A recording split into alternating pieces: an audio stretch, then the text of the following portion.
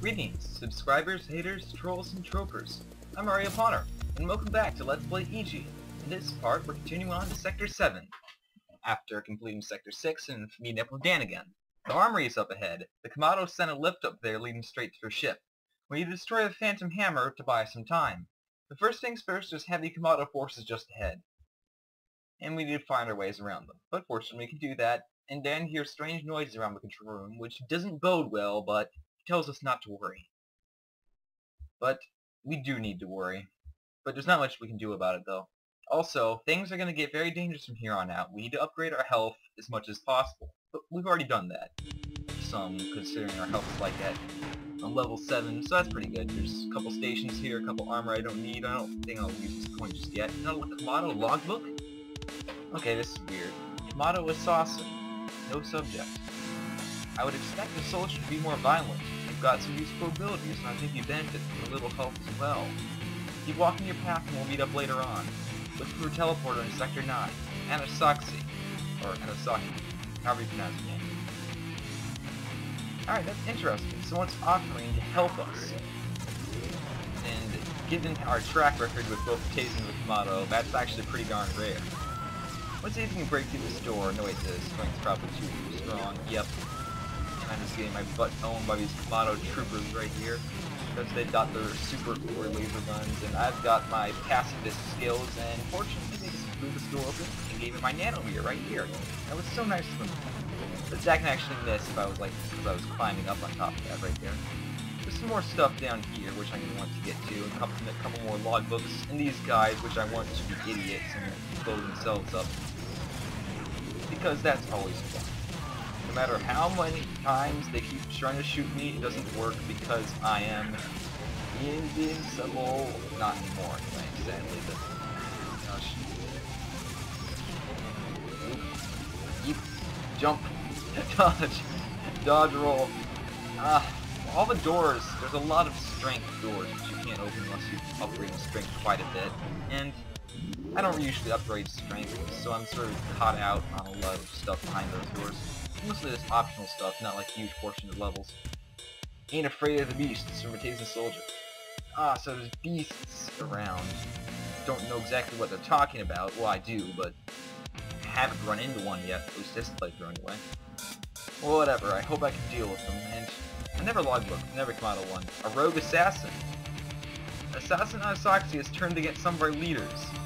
We don't, but the Komato don't really care too much. She's debuffed technology theft and weapons smuggling.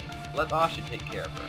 So she's a bit of a renegade, actually, against the forces. That's interesting. Why would she be offering to help us?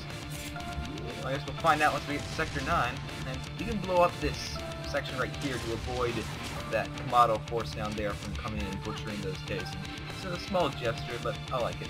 And down here, there are the... Let me see if I can slow the camera down. Those things, that purple little crab thing, it's a beast.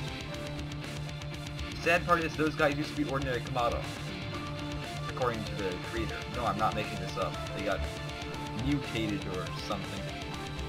Anyway, they're a lot faster than you are, but I've got to go down there. But fortunately, they're all idiots. I walk past them all. I just grab this health right here, and they're right in the way. They do collision damage to you, unlike most enemies. That's the only way of killing you, but they are so fast it is somewhat effective. An elite right here, a tiny little corridor where I can't dodge his crap worth of crap. Interesting. Over here, there's some Taze soldiers, guarding some stuff. And it's probably a good idea to defeat them if you're going to want to be getting stuff in here, because otherwise they'll interrupt the cracking attempt, which I most definitely can do. I can definitely crack that door, but that will require me to beat them first, or else they'll just fill me full of shotgun shots. And darn it, I really don't need that ammo and that stuff. My ammo's already maxed out except for my rockets, and I bet there's some more stuff up here, so I'll just walk down. Alright, here we are in the armory, the lift of the Komato ship. We get the armor upgrade here, and then we try to find the Phantom Hammer. We have no idea what the weapon looks like, but we can do this. We definitely can do this. I actually know what it looks like, because I've played the game before. But you've probably already seen that one coming. And there's a lot of stuff here. A lot of weapons, another cracking station, and I goofed that up pretty darn bad. Let's see if I can do that right. Alright, more rockets, and an MPFB. I've already gotten one, but never one, never heard. there anything else really over here? Ah, the case of soldier logbook. We're out of scouts here. They were first to go into Komato swarmed us. I guess the only people left will be the elites and the human anomaly for a while. And they're wondering what my motives are. To tell you the truth, I'm just trying to save the world. I'm just trying to stay alive. Soldier Baltia says the anomaly isn't the one who killed Protera or called for Komato, but I trust the majority on this one. The thing is, Soldier Baltia, who's still running around doing her traitory stuff, is right. I didn't do either of those things. It's pretty interesting. Ah, darn it, I just have just short enough nano to get that Komato, to get the next Komato weapon. The Shock Splinter, those disc things. And the thing is, these guys are literally made of nano. Well, not really, but one of these pellets would be enough to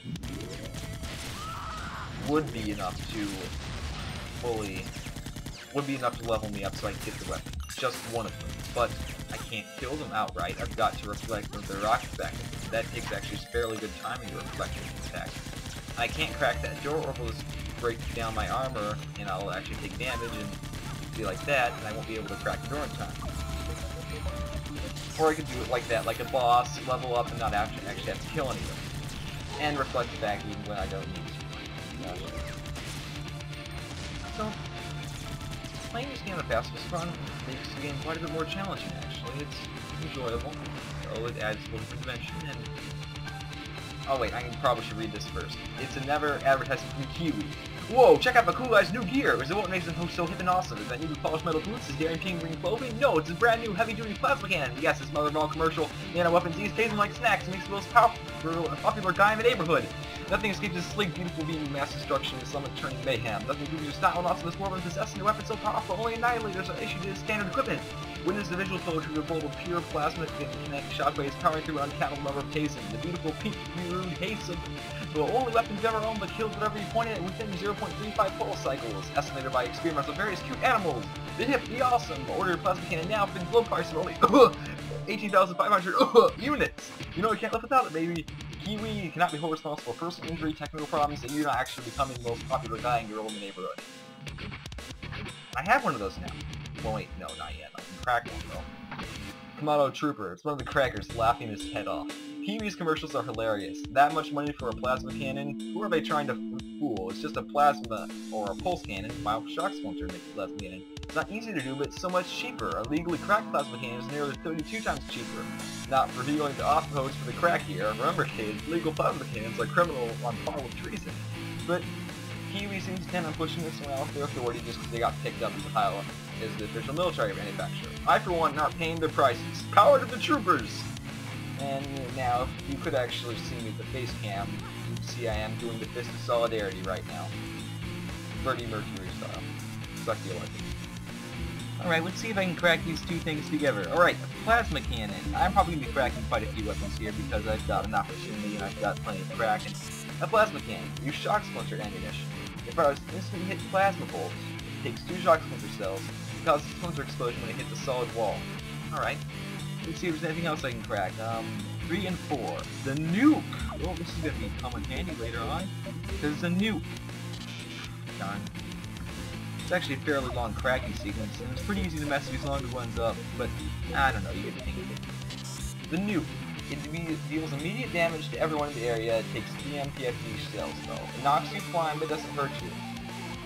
But it doesn't do a terribly large amount of damage. But it is a one-hit kill against assassins. Well, not a one-hit kill, it makes them teleport away instantly, so that's nice. Let me see, what else? 2 and 7. Ah, Splinter Gun. This is actually fairly useful, especially if you're trying to get all the posters. Use machine gun ammo, it fires splinters, like the shards from the shock splinter explosion at the speed of a machine gun. So it's pretty useful for securing through armor pretty fast. Let me see, 1 and 3. Spread rockets. I'm surprised I didn't crack this one earlier. I just haven't thought about cracking many nano weapons. It fires 3 rockets at once, and each shot uses 3 rockets. So yeah, it's pretty useful for taking out larger enemies. Let me see if I can remember what this ever one was. 6 and 7. No, I already did that one. 6 and 5. The Hyper Pulse. Ah, that's the one I forgot about. I always forget about this one. I never actually really use this weapon. Partly because I usually do pacifist runs. But anyway, if an enemy has less of his low armor, he'll be knocked down, but only if your strength level is high enough to let you kick the enemy down normally. So you can send enemies flying. Hyperpulse can also break shield doors, and it's used for regaining several special things. Let's see. Shotgun combination, I forget. Oh, it's the Buster Gun, the one I should have cracked a long time ago, but I forgot to. It behaves like a shotgun, but it's semi-automatic. It fires as fast as you want. It uses lots of machine gun bullets. It's something you can get it really early in the game. I probably should have already, and that's pretty much all I can get right now. So I just got to go up the lift to the big Komato ship, and I probably should pick up some help down there. But oh well, you know, you only shoot once. Whatever.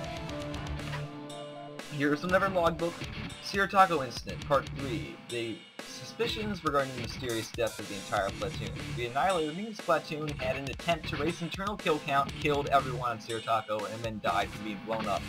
The Annihilator's been modified to so they are more interested in killing Tayson than murdering their own troops. Imperial research basically says the death counters need to be maintained, showing the Annihilators are more efficient. The experimental nano-weapon they were carrying could have been the new addition to the Imperial researchers testing this operation, meaning the scandal of the Annihilator is actually worse than the weapon being revealed. So this weapon we're actually going to see more of later, but not for a little while yet. Oh, it's Valkatia, soldier way back from Sector 3, Truce. And she doesn't care what you've been up to since then, so you can just have killed everyone and she won't care. Anyway, she doesn't go any further than this because she's crazy.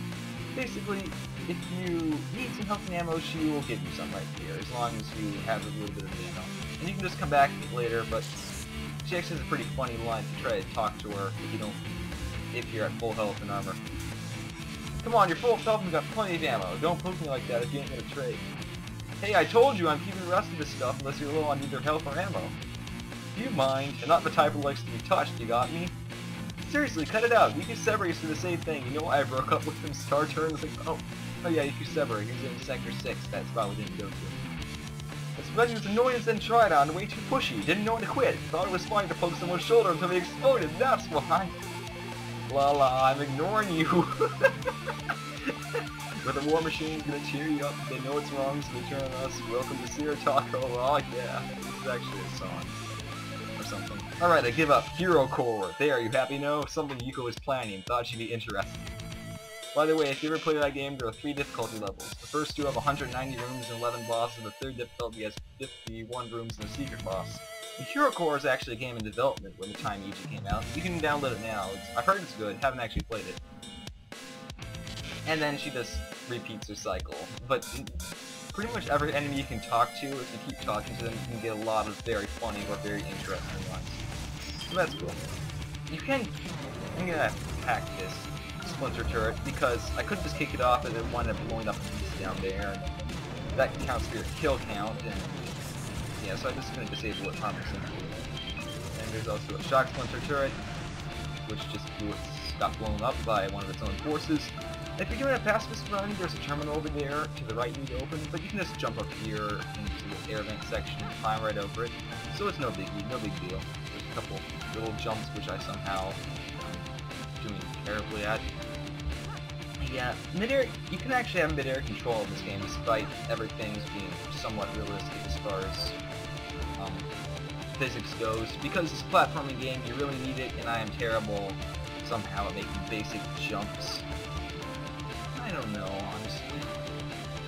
You can't fire your gun in mid-air while ducking because the gun's so heavy. I don't know if the problem's just me or... No, it's just me. I'm sure it's just me. Yeah, like that. I guess you just have to get closer to the edge than I thought. I mean, God, if it's NES platformer, I'd already screwed over so hard. Hyperpulse assembly. It's from the crackers again. Okay, Hyperpulse is a combining resonance detonator and a pulse cannon. Drain someone's armor with this and it'll send them flying. If you're really, really strong, you can totally kill everyone. Awesomely. Not that I know, I haven't really tried. Of course, the problem is, most of us aren't really that strong. It's more spread out and does more damage than regular pulse cannons. Power to the troopers. Yay. There's 3 of those guys. I can't remember their names very well, or keep track of all of them. There's Cracksmaster, Omnikar, and some other guy, and they're all really cool guys. They really are. They're the kind of guys who would who in real life would be constantly posting stuff on Reddit. I don't know exactly what they'd be posting on Reddit, because I don't really go on Reddit that much, but I'm pretty assured that they would be posting stuff on Reddit. Ah, anyway. There's some more guys right here, and here is an assassin. Seriously, he's right there. He's just standing there, oblivious to everything. He's just sitting there talking on his cell phone. That's what I think it is. There's a couple logbooks I'm gonna read. Hyper turret game. The two teams line up on either side of the large field, armor presence detonators, and hyper pulse weapons. There are two posts stuck in the ground to represent doors used. A tasing turret is tossed in the field, and it's a freeform battle to kick and shoot the turret into the opposing team's scoring area. So a new turret can be tossed in the field whenever the current one is destroyed. It's considered the most dangerous game ever invented, bar only Ultra Minefield Run and Seek, which violates every known universal Komato law and is banned on 36 planets. And now I'm pretty sure it's 37. Hyper turret game history. Many raids on Tason's Starship battlecruisers were made, and they faced heavy resistance. The invading force so greatly overpowered the crew that Tason's became more of a game. The Komato Berserker accidentally sent a Tason turret flying, and they kicked the turret back across the room, and the Pledgers split into two teams and tried their best to kick the turret into a door behind the team. So it's like soccer, only hilariously deadly. Ideas that happened to interfere with the game were blown up, and the game continued. We decided the use of hyperpulse were allowed while playing the game to increase the mayhem. The Komato platoon was later given honorary medals for the field studies in creative combat. And I wish I could get a medal for creative combat. I haven't killed anyone yet. This is actually pretty awesome. You can actually backstab this assassin who's just talking on his cell phone. Pang, boots the head. Oh, please. Or back the head, right? Nope. Oh, that's a weak shield door. You can actually stop assassins from doing like charge plasma pulses attack by walking right into them. Seriously, so teleport out of the way to avoid touching you. I don't know, it's weird. Self-destruct issues. They're self-destructing Berserkers, Beasts, and Annihilators. The Beast will explode when death and shoot out shock splinters. Basically, the Tasons haven't caught up to Komato technology because Komato's technology all blows itself up. And the Annihilators take everything with them on battlefield anyway. The Generals used to carry random nukes inside their armor until General Tejo's warhead level 2 cities went blew up. But now no self-destruct device is so powerful as to be a worse threat to their army than the Tason. Or whatever that is. And I really don't like those shock splinters. They have really large blast radius. But fortunately, I have them, but I can't really use them unless I want to artificially inflate my kill count. And that is something I do not want to be doing. Not when I've gotten... Let me just check. Not when I've gotten this far without killing anyone, because I'm pretty close to the end of the game. There's only 10 levels. It takes only about 2 hours to finish this game, but it's a lot of fun. You're probably going to play it more than once, and there's a lot of stuff to see. Learn to count. There's Ternary. The door security levels aren't in Ternary. Basically, it's a base 3 numbering system. I have no idea how it works. I don't care. You can see it in the cracking fields. Because the Komato have 3 joints per finger. Well, whatever. It's not really much you need to know about it, and I'm pretty sure you could learn to count it if you actually care, but I don't care. Yose's invincible. We've heard about her. She blackmailed General Troy into coming here. So anyway, she was a test subject for a shielding system. It was based on planetary shielding. It was immune to all forms of nano-weapons in existence. It could even withstand full-force alpha strikes. Unfortunately, every one of the test subjects would die in a few short cycles. The shield system project was stopped. The Tason fleet alpha strike hurt the planet she was on. She survived, drifted around the planet for 2 long terms, and was found and picked up. She was promoted to Annihilator class, and she can fight the Tason with her bare hands, as a shield actually makes her invincible still. So basically she's completely insane and kills other Tason because she can. Now, let me just see, yep. The only way across there to that poster is to use the nuke, and I'm worried I'll accidentally nuke some of those enemies down there. To my knowledge, you've got to use the nuke to bounce yourself back, which is nothing to rocket jump off of. So that's how you get in there. You have to have a hyper pulse and the nuke. Just showing that off. There's the poster right there. And this is a rather large room here. There's an assassin who I don't want on my butt, and there's the Phantom Reaper, because this is the Phantom Reaper controlling him. We're not actually that far away from it. Seriously, it's right there. And you cannot actually kick it. You have got to use nano weapons on it. So I'll just use this red rockets. You actually have to break that to open up the door. There's a beast right there, idiot. You seriously did not even notice me. That assassin noticed me. Oh crap. Fortunately, I did much better than I usually do in that room, considering that I didn't actually get hit like a boss. Ah, not like a boss. for. Unlike a boss, like an idiot, like a noob, like a scrub, like an intern. Sentinels! Those things right there on the right. They're so apparently they're serious about killing all the tasers. They're completely impenetrable at most armor damage weapons. Explosive are only half effective, but they're really expensive. So they can fly around and then shoot stuff at you, but they cost ridiculous money. Let them have their floating death spears and run a safe distance away. Yeah, I agree. I'm glad I don't have to fight one of those things. Especially considering they're stronger than annihilators, and I've heard so much about those being, you know, dangerous and deadly, and I can't open this door. Funny how that guy just like comes down, come here, I'm gonna jump on your head, and he just loses sight of me and just like, man, they don't pay me enough for this, and just stays there. This stuff was actually pretty long. Alright, we broke the Phantom Hammer, we have more time now, and we could do it, and Dan apologizes for no reason. We know what's going on now, we know what we gotta do. We can see all the way to the horizon, or at least what and now we gotta get Komato out of here. We gotta move him before they catch up to me, and which is actually, not actually concerning considering we're actually catching up to them because they just stay in like one spot, and I'm pretty sure you gotta use the nuke to get over here, but it's just a shortcut past this one section of the level, and there's not much point in that. You can go right, there's not much over there besides some Komato and some beasts, so I probably won't be showing it off.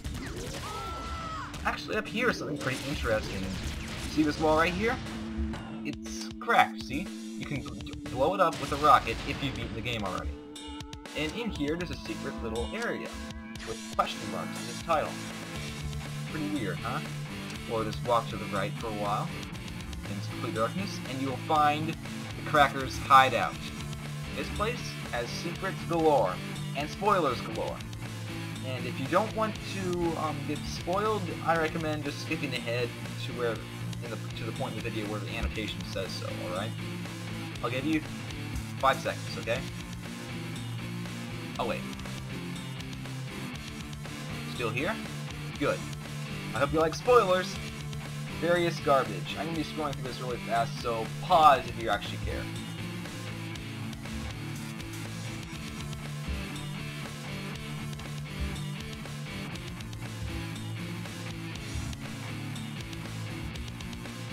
Now this is actually pretty cool. I showed it off in my Heavy Plays DG run at the start of the video. It's a lot of fun.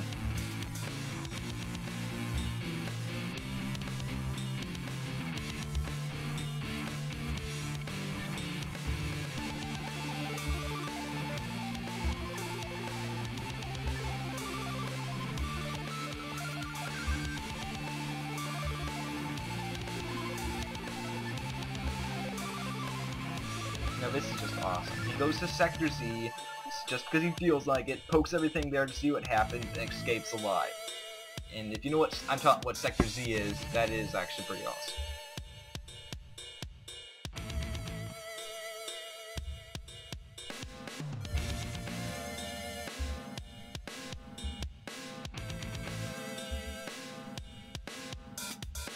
Oh yeah, and spoilers, that Sentinel Proxima is the boss in the sector. Oh yeah, and the Massacre, you get that before the final boss. That's why I'm doing a 0 kill run. Alright, now there's the next log. More stuff. This is actually a list of things referring to Danny Remar's earlier games. This game, Castle of the Elite. Garden Gnome Carnage. Oh man, that game is actually pretty weird. It's basically random reviews talking about stuff. And then they're talking about EG quotes in the year. Basically, it's just stuff from random reviews. And then, here's this thing, talking about the null driver. Omnicar is planning a message that accidentally pulled the trigger. The nanogun disappeared and turned one of the walls to a huge face. Blue stations are in direction from the wormhole the gun attempts to open. The gun is into space, actually in Sector Z. The gun's in Sector Z, if you want to get it. Reality will shift in Sector Z according to Interzit. Someone has achieved everything in the records except for the speedrun times to be able to find and retrieve the null driver. I haven't done this because I don't feel like it, but Z's Crab did. I'm not going to be showing it off. I will show off Sector Z though because I feel like it. We don't know what that means, I'm not even going to try to care. I'm just counting myself lucky it gave me 99 points when I tried firing it. And there's a flush doll named Annie. for the Annihilator, and it even makes Annihilator noise when you poke it. That's cute. So after that spoilerific section, we continue onward, and holy crap, this video is hugely long. And this isn't even the longest sector in the game. Of course, I've been mucking around quite a bit, you know, cracking weapons, and that guy's kicked that crate and fired the MPFD the wrong way. Yeah, and most enemies actually have to charge up the weapons before they can use them, except for the Komato generals. And us, because we've got like an awesome custom gun. Seriously, it's awesome. Here's some more MPFD ammo, which I don't need. Or, sorry, this. And we're right at the end of the level, actually. Yay. Excellent. Awesome. And, of course, there's a boss. It's that Sentinel from earlier. Sentinel Proxima. Anyway, identification. What? Identification? Oh, my name's E.G. and identification failed. Terminating. Well, that was very nice to say, oh, hello, I'm going to kill you! Darn it. MPFD shots don't really seem to be terribly effective. Well, actually, most weapons aren't very effective against this guy. Armor damage weapons don't do anything, and explosives are only half effective. He's got a lot of weapons, he can fly around, he has a lot of health because of his defense against stuff. He has a lot of attacks, he shoots splinter gun rocket, and he throws rockets everywhere. And he flies around after you, which is annoying. But you can make him fly into those electropads for massive damage, which is the best way to kill him. But you won't get the supercharge unless you kill him completely without using those. See, that barely even scratched him, and that's the MPFD, like the best weapon, or one of the best weapons in the whole game. Also, don't touch him, but he has the MPFD as well. He uses it quite a bit, because he's cool. He's cool. Yeah, he has different targeting reticules based on exactly what he's trying to do, which weapon he's trying to use. See, the red one for the shock splinter, the blue one for the MPFD, and just like a brown one if he's just flying at you. Ow, that hurts. And then that one if he's trying to plasma cannon you into oblivion like he just did right there. So yeah, it's a frantic. He has spread rockets too, and he also has this, which you don't want to get hit by. It's a nuke. It's not good. And that's pretty much the only way to cancel it out, because even with your invincibility frames, you'll still get hurt by it. But he's not terribly hard, because there's a lot of health in this arena, and you can just knock him into that thing. And I'm going to finish him off with the MPFD, because I feel like it. Oh my gosh, seriously. Just that little health left. Okay, I'm going to use the rocket launcher on him as I can. Or if you'll get in range. If you'll get in the range. Thank you kindly. Jeez, it's flying. Alright, get up. Oh, that was tough. Well, not terribly bad. Security's getting extreme around here. We gotta get moving before they nail the planetary shield generator. Well, alright. That was Sector 7. Took a long time, but it was a lot of fun. We learned quite a bit. Alright, that was pretty good. Alright, I'm Mario Connor. I'll see you all next time on Let's Play EG. Good night, everyone. And enjoy yourselves, I guess. See you all later.